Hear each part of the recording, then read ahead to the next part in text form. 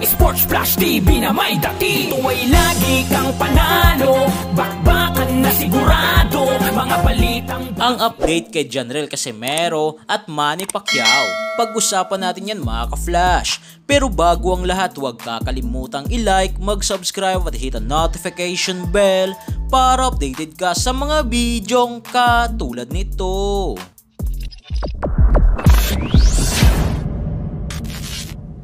In demand pa rin nga po mga ka-flash ang nag-iisang pambansang kamao Manny Pacquiao matapos makatanggap ng fight offer mula sa legendary British boxer na si Amir Khan, na kung matatandaan nga po natin mga ka-flash, naging kasparing partner nga po ni Pacquiao itong si Amir Khan. Subalit pagdating sa totoong laban ay hindi pa nakakalaban ni Pacquiao si Amir Khan. Sa ngayon mga ka-flash ay still unknown pa rin nga po sa kung sino ang susunod na makakalaban ni Manny Pacquiao. Isa na dyan ang offer ni Bob Arum na gustong ikasang Pacquiao versus Josh Taylor.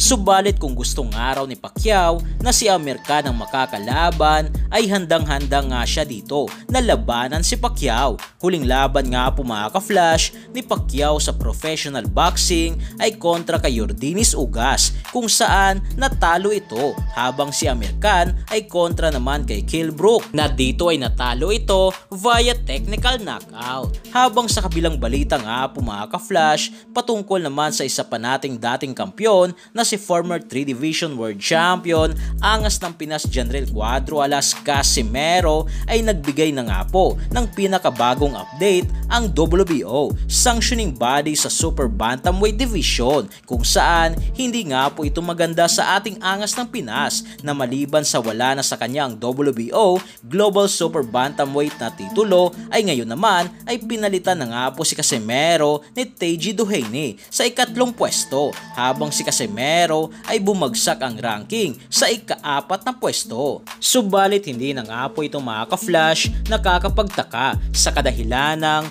mas sobrang napaka-impresibo nga po ng ipinakitang laban ni Teji Duhaime sa kanyang huling laban versus Japit Liamido, kung saan nanalo ito via round 1 technical knockout, habang si Casimero ay nagresulta ang laban versus Yukinori Ogone via technical draw, kung saan walang nanalo sa laban. Sa ngayon mga ka-flash ay still naghihintay pa rin nga po tayo sa kung sino ang susunod na makakalaban ni Casimero. Nabalik ensayo na nga po ito para sa isa na namang laban sa susunod na taong 2024 na posibleng sa buwan ng Pebrero o Marso ang next fight.